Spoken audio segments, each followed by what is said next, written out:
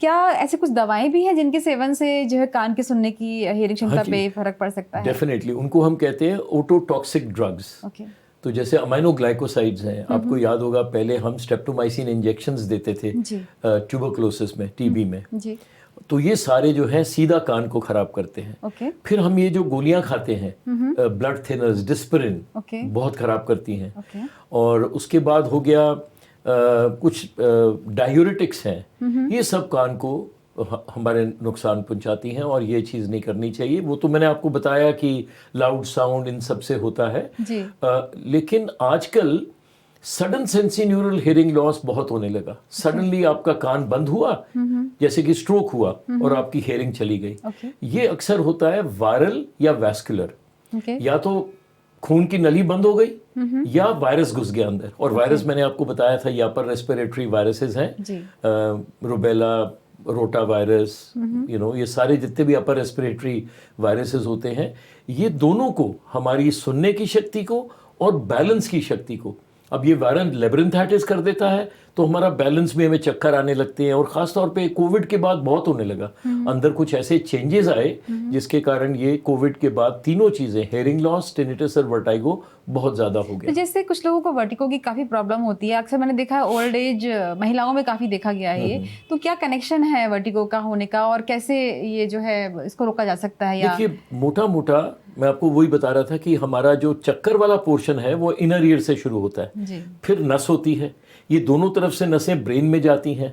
आंख भी बताती है कि हमारा पोजीशनिंग कहाँ है। अगर हम आंख बंद कर दें तो हम थोड़ा सा अस्थिर हो जाते हैं, इम्बैलेंस हो जाते हैं। ये सारी चीज हमारे ब्रेन रूपी कंप्यूटर में एनालाइज होता है और वो फिर एक जगह जाता है ब्रेन के अंदर ही, जो फिर हमारा वेस्टिबुलर न्यूक्लियाई सिस्टम होता है, जो हमारे सारे सिस्टम को एक पायलट की तरह से चलाता है, हमारे बॉडी को स्थिर रखता है। तो अगर आप देखें कि चक्कर शुरू हुआ इनर ईयर से, फिर नर्व में, फिर ब्रेन में, फिर आंखों में और फिर पायलट को, अगर ये प्रॉब्लम्स होती हैं तो 5 मोटी मोटी प्रॉब्लम्स हैं चक्कर की। हम कहते हैं जी बिनाइन पैरोक्सिस्मल पोजिशनल वर्टिगो, और ये 15 तरीके के होते हैं। तो ये horizontal canal, posterior canal, lateral canal, कोई भी कैनाल, एंटीरियर कैनाल, तो किसी भी कैनाल का हो सकता है, लेफ्ट का हो सकता है, राइट का हो सकता है, एक कान में 2 कैनाल्स हो सकती हैं। तो परम्यूटेशन कॉम्प्लिकेटेड है, बहुत कॉम्प्लिकेटेड, और हमें जानना है कि एग्जैक्टली किस कैनाल में किस जगह ये डिजेनरेटिव पार्टिकल्स मतलब है। ये हुआ कि वर्टिगो को ठीक भी किया जा सकता है 100%। 100% जो ईएनटी कारण है उनको आप ठीक कर सकते हो अगर आप जल्दी डायग्नोज करोगे। और हमारे पास जल्दी डायग्नोज करने के आज सिस्टम्स हैं। लेकिन होता क्या है, जब चक्कर आता है पहले मरीज बेचारा न्यूरोलॉजिस्ट के पास जाता है, फिर कार्डियोलॉजिस्ट के पास जाता है, फिर साइकियाट्रिस्ट के पास जाता है, फिर ईएनटी के पास आता है, तब तक बहुत देर हो चुकी होती है। कोई ऐसी इमेजिंग टेक्निक भी है क्या जो कि हमारे कान के डिसऑर्डर्स को आइडेंटिफाई कर सके कि कहाँ प्रॉब्लम है? बिल्कुल जी। एक होता है VNG and complete vestibular assessment, ECOG होता है, जो हमें इनर ईयर, एक तरह का ईसीजी है कान का, और वो सब जगह होना चाहिए क्योंकि वो हमें बताएगा कि ये मीनियस डिजीज है कि नहीं है। और यही हम मिस करते हैं और यही सबसे खतरनाक चक्कर होता है। बाकी सब ठीक हो जाते हैं, बीपी पीवी ठीक हो जाएगा।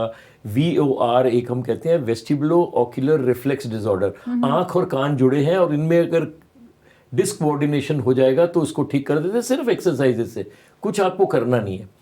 और होता क्या है, जब मरीज हमारे पास आता है तो उसको एक कॉकटेल ऑफ मेडिसिन मिल रही होती हैं। वो उसको बीटा हिस्टीन भी दे देते हैं, सिनरेजिन भी दे देते हैं, स्टेमेटिल भी दे देते हैं, सब कुछ दे देते हैं, और उससे और ज़्यादा हम कहते हैं कि वेस्टिबुलोपैथी हो जाती है। वेस्टिबुलोपैथी क्या होता है, जैसे मैं आपको एग्जांपल दूं कि कोई डिप्रेशन में है, दुखी है, और उसको रोज शाम आप शराब पिला दीजिए तो वो उस टाइम तो ठीक हो जाएगा, लेकिन सुबह और दुखी हो जाएगा कि मैं जो करना चाहता हूँ वो करा नहीं, शराब और पी ली, तो उससे तंग आ गया। तो ये वेस्टिबुलोपैथी, इसको ट्रीट करने का तरीका होता है कि आप सब दवाइयाँ छोड़ दीजिए और सिर्फ एक्सरसाइज कराइए।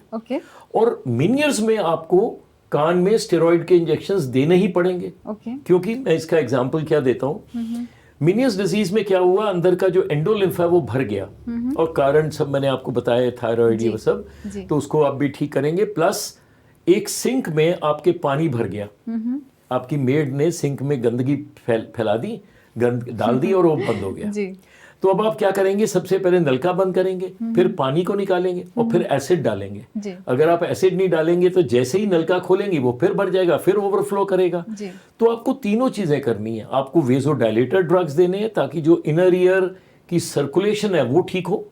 आपको डायमॉक्स देना है ताकि एंडोलिम्फ कम बने। Okay. और आपको इंजेक्शंस देने हैं ताकि जो डक्ट में ब्लॉकेज है जिसके कारण, क्योंकि हमें नहीं पता कि ये बन ज्यादा रहा है या निकल कम रहा है, ओके ओके तो हमें इंजेक्शन देने ही पड़ेंगे कि वो चीज ठीक हो जाए। ओके अब कई लोग मुझे कहते हैं सर आप सिर्फ इंजेक्शन लगा दीजिए, मैं गोलियां नहीं खा सकता। तो उनको मैं कहता हूं कि नहीं, आप अगर भरे हुए सिंक में एसिड डालेंगे तो डाइल्यूट हो जाएगा। पहले आपको पानी निकालना है और कम करना है, तभी एसिड का काम होगा। तो तीनों चीजें जरूरी हैं। आप एक से सिर्फ दवाइयों से, सिर्फ इंजेक्शन से ठीक नहीं कर सकते। जी